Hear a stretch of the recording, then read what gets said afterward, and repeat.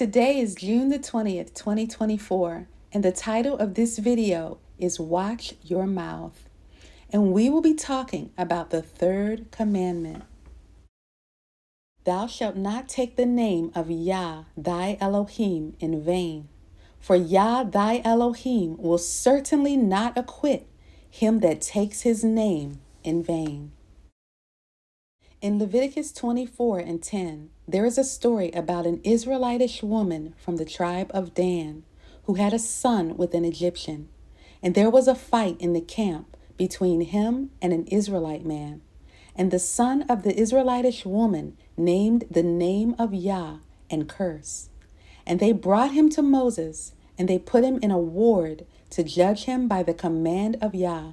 And Yah told Moses, Bring forth him that cursed outside the camp, and all who heard shall lay their hands upon his head, and all the congregation shall stone him.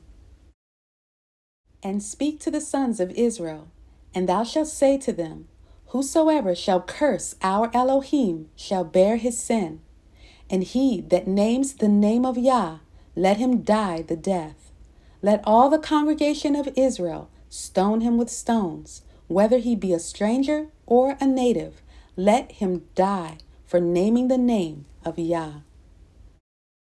Israelites and the strangers among them are trusted to carry the name of Yah with reverence and respect. When Job, an Edomite, was told by his wife to say something against the Most High, Job said she sounded like a foolish woman. And in all these things that happened to him, Job sinned not at all with his lips before Yah. Those who take Yah's name in vain are trying to pollute his reputation. They consider him to be a waste of time and effort, worthless, useless, without profit, not helpful. This commandment has two parts. The first part is related to speaking against our Elohim in a generic sense. This can include saying things to discredit him or to remove his glory from him or to give his glory to another. For these things, you will bear your sin and you will have to pay for your words. The second part is when you speak against our Elohim and you blaspheme his sacred name. Now this is not only foolish, but deadly. Look at this passage in Malachi chapter 3, verses 13 to 18. Yah told the people that they had spoken grievous words against him, that they had said that those who serve Yah labor in vain.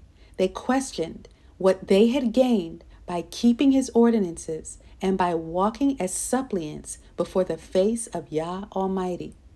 They claimed that those who act unlawfully are blessed and built up, that although they have resisted Yah, they have been delivered. But there were others who spoke, those that fear Yah.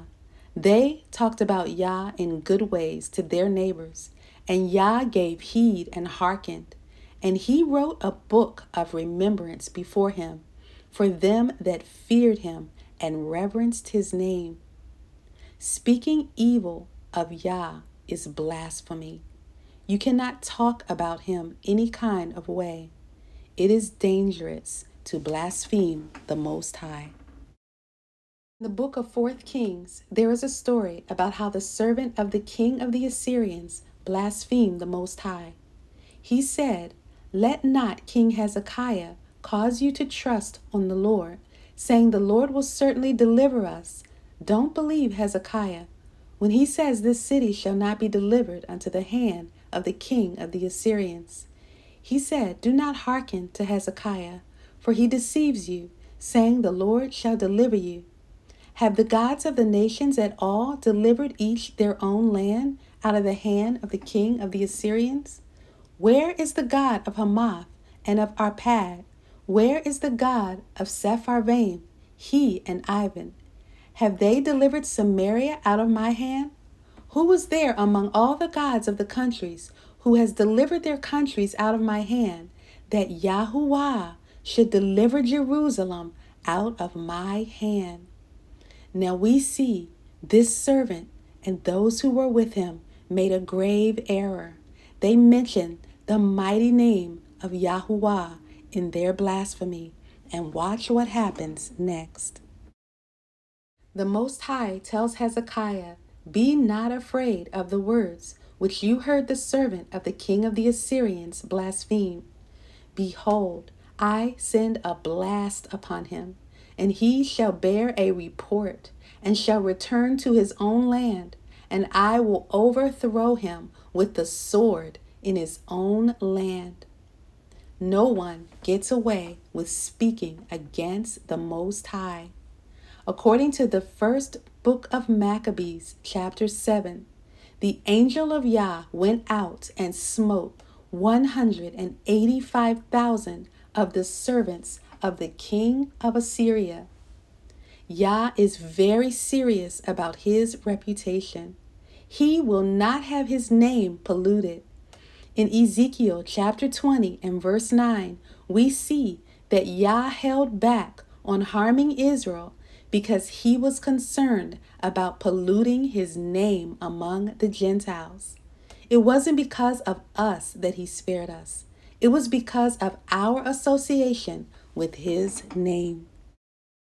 Israel is his begotten, his people, his chosen, his servant, and his witness. Israel is called by his name, and everything that Israel does reflects on our Elohim. And that means we have to be very careful about how we carry ourselves, because wherever we go, we take his name with us. And you should know that Yah magnifies his name above all else. Take a look at Psalm 138 and 2 in Brenton's Septuagint. It reads, "I will worship toward thy holy temple and give thanks to thy name on account of thy mercy and thy truth. For thou hast magnified thy holy name above everything." So Yah has put his name above everything. But unfortunately, the Christian KJV would have you believe that Yah has magnified something else above his name. They would have you to believe that Yah has magnified his word above his name. And they will tell you that that word is called JC. And that is not true. Yah's name is magnified above everything, including JC. With that said, we should still never speak against Yah's word, or against Yah's people, or against Yah's actions, or anything else that carries his name. This is the third commandment. Thou shalt not take the name of Yahuwah thy Elohim in vain. For Yahuwah will not acquit him who taketh his name in vain.